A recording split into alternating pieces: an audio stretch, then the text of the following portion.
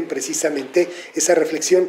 Me hiciste una pregunta que ya no pude contestar hace rato. ¿Quiénes habían sido los autores que me habían más, de alguna u otra manera, determinado en algún momento, ¿no? Y te quiero comentar que, evidentemente, el autor que me atrajo de una manera impresionante, inmediata, y me sedujo impresionantemente fue Marx. O sea, lo quiero mencionar, aunque ya hoy en día pues, no trabajo el marxismo por razones que todo el mundo conoce, en el sentido de que históricamente se dieron cambios dentro del campo de la filosofía, etcétera, y además porque pues, no podemos pasar por alto las experiencias históricas que tienen que ver con los estados totalitarios, con las formas ideológicas que adquirió en estos países el marxismo.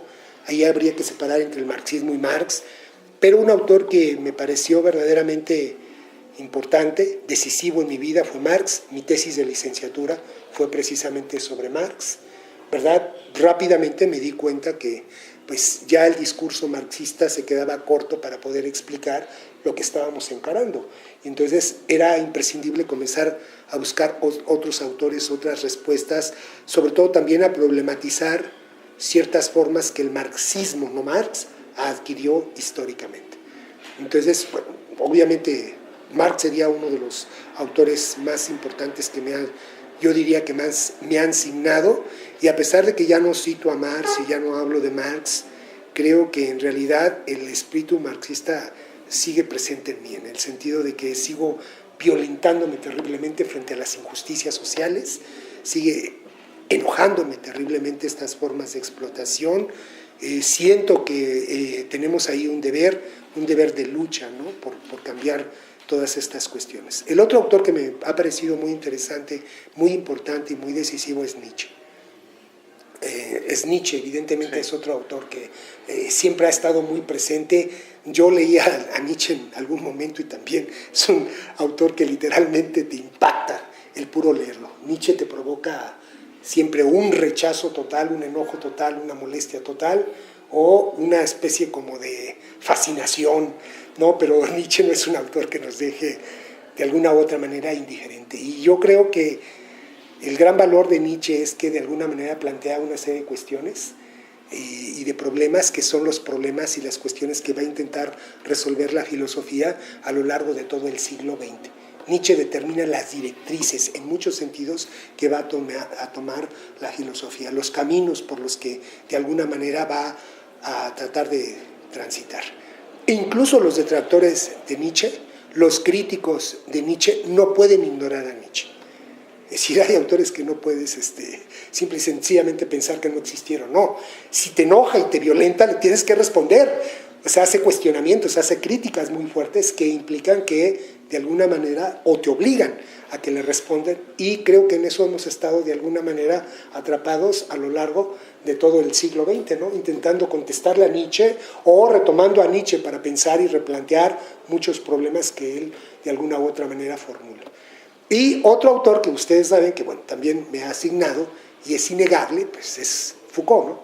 Foucault me pareció en un determinado momento que nos ofrecía ciertas alternativas. Y digo esto, estos tres autores que acabo de mencionar, que yo diría que no serían los únicos, pero los más significativos, y digo esto en función de que mi relación con estos autores, más que intelectual, es empática.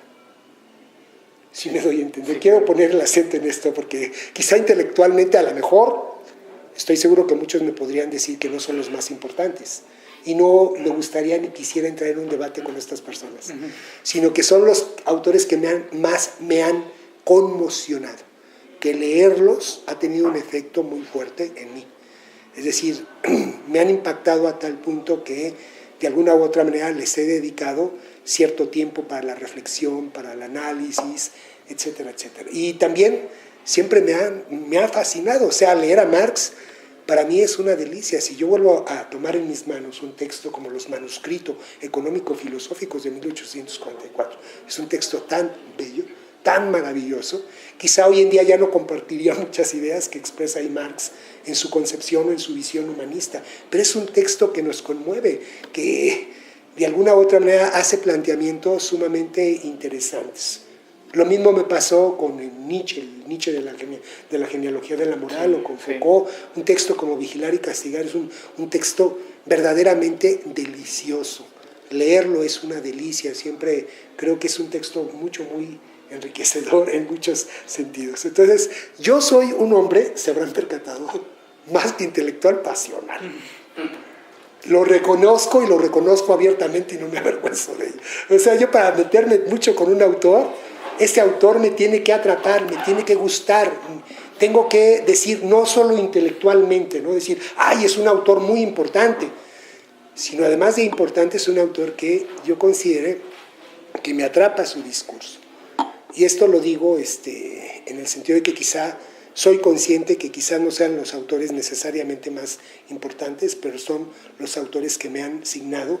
Y cuando digo esto es que evidentemente los problemas que me he planteado dentro del campo de la filosofía y los intentos de respuestas que he querido dar, pues han sido siempre desde estos autores que están presentes de una manera o de otra manera. ¿Sí? Entonces, quisiera un poquito recuperar este punto. Yo, profesor, voy a regresar a algunas cosas de las que comentó, en el sentido de cómo en la actualidad ya existen nuevas formas en las cuales hay un ejercicio del poder, por así decirlo, en el cual se nos esclaviza, en el cual pareciera que no está pasando nada, una coacción contra nosotros, nuestra libertad, pero sí está pasando. Y hay esa como esa forma diferente.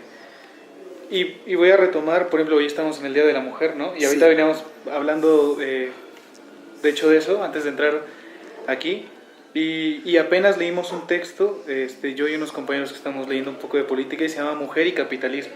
Y es de un autor de corte marxista.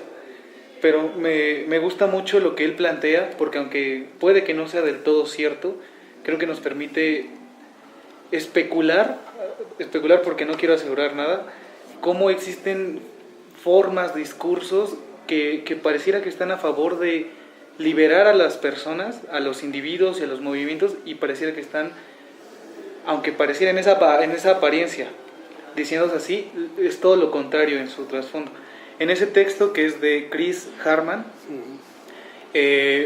más o menos se plantea el hecho de que el feminismo lo que hace es modificar estas relaciones de la familia tradicional, ¿no? En el cual la mujer tenía un papel, tenía un rol en el cual se quedaba en la casa, hacía ciertas actividades, educaba, y entonces se quedaba al margen de lo que es esta producción capitalista en el cual tienes que trabajar y producir y consumir. Y entonces el autor dice que el feminismo más lo que ha hecho es tomar a la mujer, sacarla a la calle e inscribirla en ese mecanismo en el cual ahora ya tiene que trabajar, ya tiene que producir y ya tiene que consumir. Y no es tanto este movimiento que intenta liberar a la mujer. Yo creo que sí es escandaloso lo que él más o menos intenta plantear, y pone de manifiesto que puede que en su origen este movimiento fuera con la finalidad de liberar ciertos problemas que tienen las mujeres, pero que también estos sistemas de poder se apropian de estos movimientos. Y entonces uno queda con la duda de decir, ¿qué tanto podemos generar estos movimientos, que es la pregunta de Bruno, y qué tanto también van a ser contrarrestados de una manera muy sutil, yo diría muy elegante e incluso bella, ¿no? Porque esto, o sea, también tiene una belleza ese poder que se nos ejerce, esas formas, creo que también tienen su mérito ellos, ¿no? Claro. Sí, yo creo que esto que comentas, Martín, entronca perfectamente con un problema que hemos estado trabajando y hemos estado analizando en nuestro curso de ética contemporánea, sí, que es el tema precisamente de la subjetividad y de la creación de nuevas formas de subjetividad. Déjame comentarte que con el feminismo hay que tener mucho cuidado. Sí. Igual que en cierto momento había que tenerse mucho cuidado con el marxismo, ¿no? Porque pareciera que evidentemente el marxismo como tal, y el feminismo hoy en día como tal, pareciera que en sí son movimientos progresistas, son movimientos revolucionarios o movimientos críticos. Entonces, hacer cualquier cuestionamiento a estos movimientos pareciera que se sitúa inmediatamente del lado de la derecha o del lado precisamente de la reacción. Y esto creo que, por decirlo menos, nos vuelve ciegos a darnos cuenta de cómo el capitalismo puede, de alguna manera, incorporar estos movimientos legítimos que en determinado momento pueden ser opositores o críticos, los puede incorporar al sistema y hacer que funcionen y reproduzcan y fortalezcan precisamente el sistema. Cuando yo lo vinculaba con la cuestión de la subjetividad, es porque decía que yo encuentro en la subjetividad la alternativa de producir nuevos modos, ¿verdad?, de vida, modos alternativos, ¿no? Y efectivamente también establecer o entablar nuevos puntos de resistencia. Si debe de haber resistencia al poder, debe de surgir de estas formas de subjetividad nuevas, es decir, no aquellas que han sido constituidas o definidas o determinadas por las relaciones de saber-poder. Sin embargo, no menospreciemos el capitalismo, no menospreciemos la habilidad, la capacidad que tiene para volverlas a recuperar, a retomar y a inscribirlas.